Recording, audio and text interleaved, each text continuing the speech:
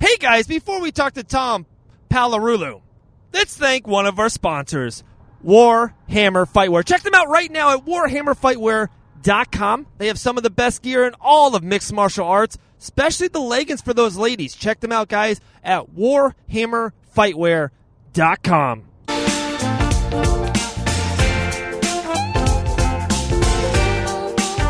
All right, guys, this is Dave Van Auken with the Fight Bananas podcast. We're about to get Tom on right now in a second. He's about to call in the show. Real quick, I just want to kind of talk about a couple topics right now in the MMA land. How about Jillian the Savage Robertson getting mashed up? One of our absolute favorites here underneath the Fight Bananas banner.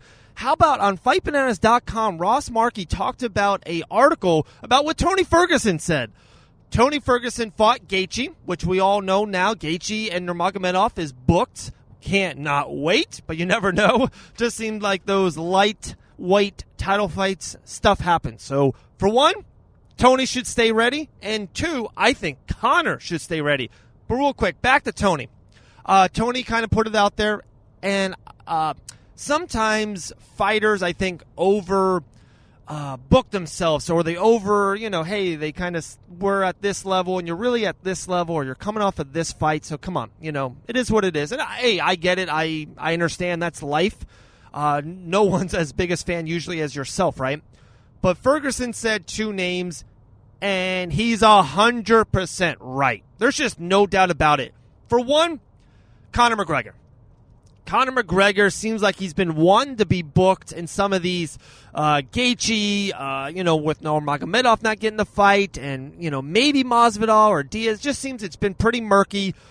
Guys, he's not retired. Come on. Come on. You're right? All right, here we go.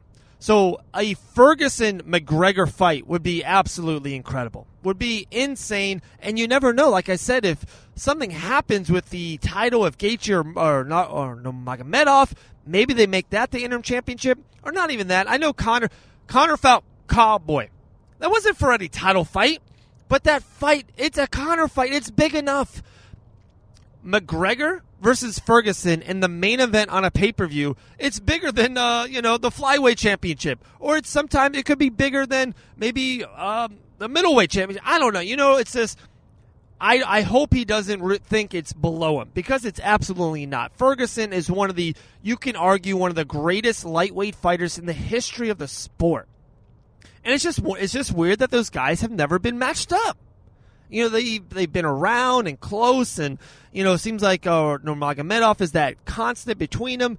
But to me, McGregor-Ferguson would be bananas. All right, so that's one side. The other side, I'm not going to lie, I might like even more. Dustin the Diamond Poirier. Same thing. It's weird, or it's shocking that these guys have never been booked. They've never been matched up. They just seem like they've been on different sides of the board, right? They're different sides of the bracket. Same thing. You can argue they're the second and third greatest lightweight UFC fighters of the last 5 years, with Nurmagomedov being number one. Gaethje's had this great run, but to me, Dustin's been doing it longer. Ferguson's been doing it longer. I know Gaethje's got the win over him, but just so much there. There's so much to unpack, and I really hope, we don't know when fans are going to be back. We really got to book some of these big fights. I hope Masvidal gets something soon. I hope McGregor gets something soon. And with these 3 title fights, we still got Stipe DC, we got Costa and Stylebender, and we got Nurmagomedov and Gaethje. I would absolutely love a McGregor Diamond. I would absolutely love a Ferguson Diamond. It would just bring another excitement level to the next pay-per-view. There's only a couple spots. Who knows? It could be a Fight Island fight. How about Conor McGregor at Fight Island? Tell me you couldn't get the great footage there.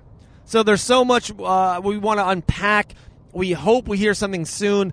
Guys, keep on checking out FightBananas.com. We've seen the numbers. They've been absolutely amazing. We love it. Ross Markey's doing a great job writing for us. We got all the podcasts there. I'm talking about Bare Knuckles and Brews, Inside the Distance. If you want to make some moolah on the fights, check out our boys at Inside the Distance. You see what we're doing here at Fight Bananas Podcast. Roy Jones Jr., Sergio Pettis, Impa Kasanganai, Laura Sanko, and more. So, guys, here we go. Without further ado, I think Tom's calling in right now. All right, guys, here we go. One of the best amateur featherweight fighters on the Northeast, maybe in goddamn America. We got Tom Pags coming on the Fight Bananas podcast. How you doing, my man? I'm good, man. How are you? Man, we're doing great here. We're doing great. Dude, we'll get right to it. It was cool. We had Calvin Kattar on and his boy Chris, and we were talking about Combat Zone MMA. Calvin was, to me, right now, arguably the hottest, the best fighter of 2020 underneath that UFC banner. And your name came up, and it was just awesome. We are huge here on the Fight Bananas podcast about, regional fighters and the Contender Series fighters. We just had a couple Contender Series fighters on this week. So how was it? Was it cool to kind of hear your name? Kattar and Chris talked about you guys on the podcast? Yeah, man, I'm grateful for them mentioning me. I try not to let all that stuff hype me up and just kind of just go for what it is. I'm working hard and staying ready to be in the opportunities that Calvin's getting, and it's an honor though to be mentioned in the same sentence as those guys. Oh no, for sure, man. How is it? And I know a lot about it here, especially in Florida. We're kind of based here out of Florida, and we know a lot of the promotions here. How was it, man, to be an amateur fighter, really close? You maybe have one more, and we'll probably get into that next. About to turn pro and all that. And then all of a sudden with the COVID-19 and the pandemic, everything was just put on pause. Was it aggravating, or was it the other side? It's like, hey, man, I've been in the gym grinding, getting better, working on myself, working on my body, my mind, all that. Which way did you take it? So I had a fight scheduled for April. Right. That got scrapped. So I had two choices. I could dwell on it, be upset, or I could just keep doing what I was doing, and that was training and getting better. So, I'm around Calvin and those guys, so I have good role models, and we just stayed in the gym and kept working, man. And I haven't slowed down since. So I'm just staying ready. I know a lot of shows are starting back off. We have LFA, Titan FC, Bellator is around New England right now. So there's some opportunities open up. So I'm staying ready for one of them.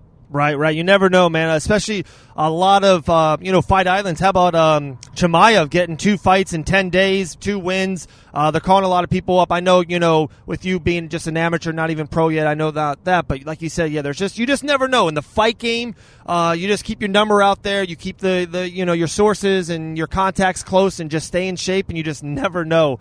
Also, so I talked to so many amateur fighters about this, one topic. When do you know? Do you have a feeling, or do you have it in your head, a time, date that when do you want to turn pro and, start making some money on this? I think we're looking at the next one, man. Okay. I'm meeting with my manager, Tyson Chartier, this Friday, and we're going to sit down and talk and see what's next. But Rob Font's my head coach, and I've been talking with him, and this is a good time to make a name for yourself right now. The whole world's watching. There's really not much else on. So I'm looking to do that, man. Like I said, I've been staying ready, and I'm ready for whoever. I truly believe I'm ready to hang in there with those top 15 dudes in UFC, but I just got to earn my way and get my spot there. So I'm just going to keep training, and I'm ready, man. Whatever comes. No, that's awesome, brother. And, man, those names you just dropped, brother, I'm going to start picking them up for you. That's great company to be around day in and day out. I think my mom always said, it's like, you're only as good as the people you surround yourself with. Brother, those are some of the best names in all of MMA. How vital is it to you, and how, gracious is it to have, a great support system around you in the fight game career? Yeah, it means a ton to me, man. Like you said, you're a product of who you surround yourself with. And when you surround yourself with people that want to be the best in the world, and we all have those same intentions, you get something special from that. And that's what the New England Cartel is all about. It's a bunch of dudes who just want to be the best and will do whatever it takes to get there. So, just having them believe in me, it makes me believe in myself that much more. And like I said, they're good role models, and I just follow their lead, and it's going to take me far. No, I love that. Definitely one of the absolute best nicknames in all of MMA, the New England Cartel. I love that. And I love when John Anik, I think he likes saying it more than anyone. He loves you guys. He loves some Calvin Kattar. So it's just awesome that you guys, like I said, I really do. I don't know how, you're probably course biased, and that's more than fine. But with Kattar to get 2 phenomenal performances, not a lot of guys have fought twice so far in this pandemic year, but the short elbow knockout of Stevens, and then a main event win against Ige at Fight Island, 2 studs. To me, Kattar's got my pick. I really do think he's the fighter so far in 2020 for the UFC. Yeah, I mean, I'm a little biased, but I can't disagree with you. I think he's in the talks for a title shot next, and we'll see if he gets it. He gets it. If he doesn't, I know he's just going to keep working and he's going to earn it. So, yeah, I'm excited for his future, man. Yeah, for sure. And when we talked to Calvin about it, he was, he would love to get a Holloway or a Volkanovski next. Looks like Dana White kind of just mentioned it yesterday or the day before about, he does think that it's going to be a Holloway Volkanovski 3 trilogy. He really does believe that Max won that fight. And I think, Kattar gets one of those guys at the top that doesn't, something can fall through if it's the Korean Zombie or if it's Brian Ortega or maybe, I don't know. I think he would love to get that Zabit rematch. That would be a nice fight. Yeah, man. Calvin's the type of dude who he's just going to fight whoever you put in front of him. He doesn't care who it is. He's the most active featherweight on that roster right now, and that's going to take him where he wants to go. He just keeps staying busy, keep doing what he's doing, and those big moment opportunities will keep coming. For sure. So I saw you fought for Combat Zone MMA once or twice? I've fought for them 3 times. 3 times. Okay. Or 4 times. Oh, okay. How, same kind of question, how important is it to your career to kind of have a good organization to, have your back? I love what Chris was saying, like, there's no tomato can fights, you know what I mean? Like, that doesn't do anything for you and trying to get you to where you want to go. Like, there's some people that just want to make the UFC. It sounds like you guys want to make championship belts, you know what I mean, in the UFC. Like, you guys don't want to just get there. So how is it to fight underneath the Combat Zone MMA banner? Yeah, man, I think Combat Zone is one of the best promotions around the Northeast. They've always taken good care of me, and like you said, they bring some studs to the table, and they get our name out there. So I like fighting for those promotions, and I don't really want a bunch of easy fights. A lot of guys are kind of having the road paved for them with these easy fights. Obviously, we fight whoever the manager puts in front of us, but I'm looking to fight the best in the world, man. Like you said, it's not just getting to the UFC, it's getting there and staying there. That's the important part. So I don't want to be another one of those dudes who gets his shot and blows it. I want to get there, I want to stay, and I want to win some belts. So that's the goal, and Combat Zone's helping me get there. For sure, I love that. And Tom, you're 23, right? Yep, I just turned 23. Nice. Great age, man. It's a great age to turn pro. You're with the body, and like in 4 or 5 years, you'll probably be at your absolute prime, and that's when you have, hopefully those big top 5, top 3 fights. I always love asking this too. What was that first memory? What was the first, guys that are older, right? Like I remember watching, that Tito Ortiz and Chuck Liddell live. I'm like, holy shit, this is incredible. I remember watching Forrest and Steph Bonner live. What was your first memory or your first like, holy shit, I think I can be a mixed martial artist for a living, Yeah, man, it wasn't really a fight in particular that did it for me. I always watched the UFC and watched MMA, and I was a big Forrest Griffin fan growing up, but I've just been around combat sports my whole life, man. I started wrestling at a young age.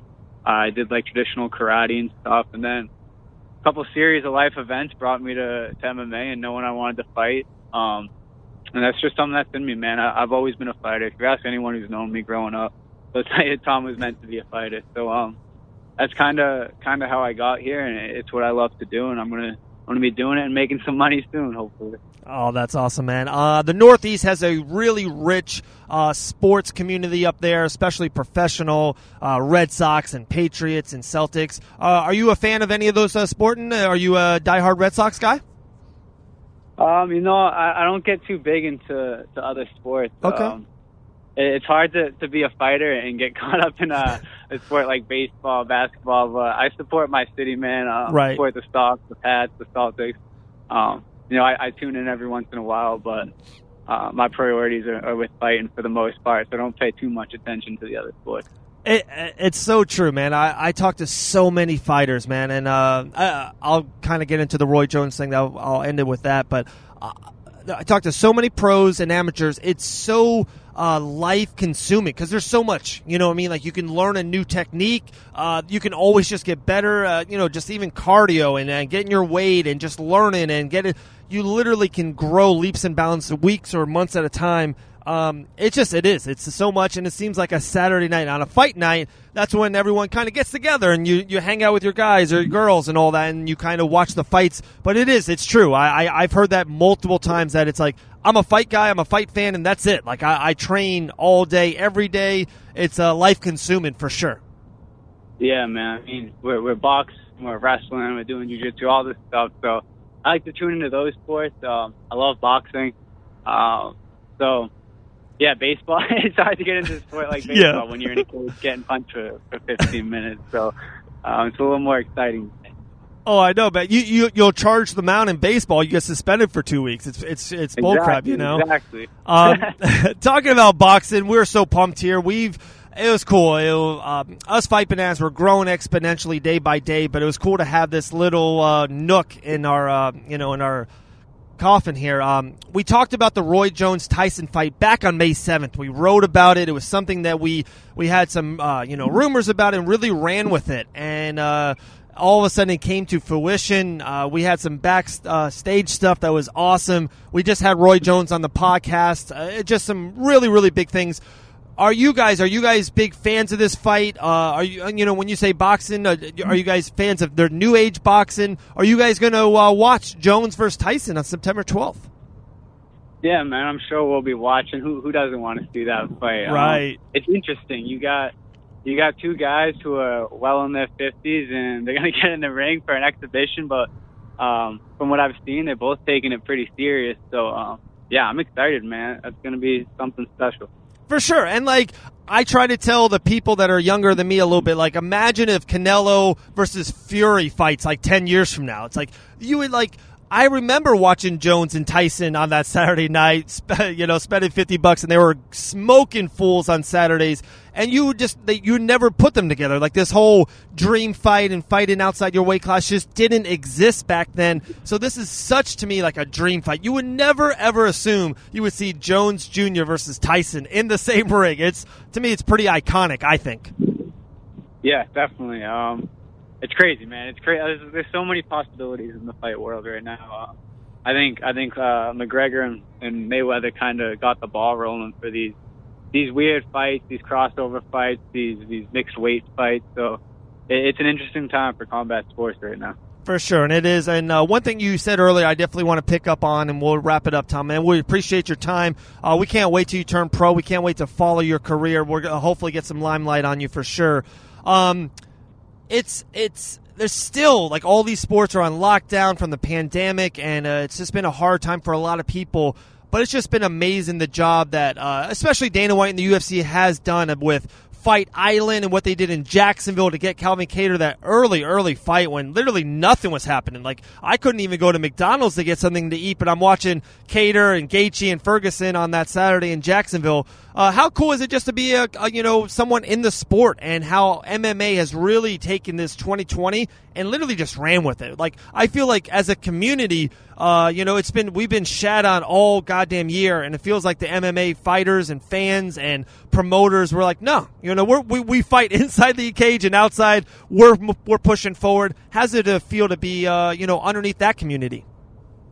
Yeah, man. There's always going to be critics, no matter what you do. So we're fighters, man. This is what we do. Like you said, we fight outside that cage. So we face obstacles, and this is just another one. And Dana White and the UFC overcame that, and the MMA community as a whole is overcoming it. And like I said, we can sit around and dwell on the situation, and we can look for a way to move forward and keep getting better. And that's what they're doing. And obviously, they're taking the necessary precautions and staying safe. They've done a great job with that for the most part. So I'm looking to see how that goes over to the other promotions, the smaller ones, see how they learn from the UFC and keep giving guys these opportunities. Absolutely, man. Tom, we appreciate you. We appreciate your time. We definitely want to give you the floor here. Any social media platforms you want to shout out, or any sponsors, or loved ones, anyone you want, man. The platform is yours. Tom, take it away. Appreciate it, man. Yeah, you can give me a follow on Instagram at Tom Pags. Facebook's just my name, and just keep following my career, man. I'm thankful for my team, New England Cartel, my coach, Rob Font, and everyone else who helps me get where I am and where we're going. So thank you for having me. I appreciate the opportunity to come on and speak with you. Oh, absolutely, man. Anytime you want to come on and talk fights, you're always open here. You have an open policy with us. Yeah, man, we are so excited for you and your career. We talked to a couple more people behind the scenes, and they're like, yeah, watch out. Like, this kid's got it all. So I love that, and they said you're really you're hungry. You're in a good place right now, but you're 0% satisfied. There's so much more you want, and I love that. I dig that about people, and I love the grind. So, man, I can't wait to watch you ongoing in your career, my man. Appreciate it, brother. Talk soon. All right, man. Talk soon.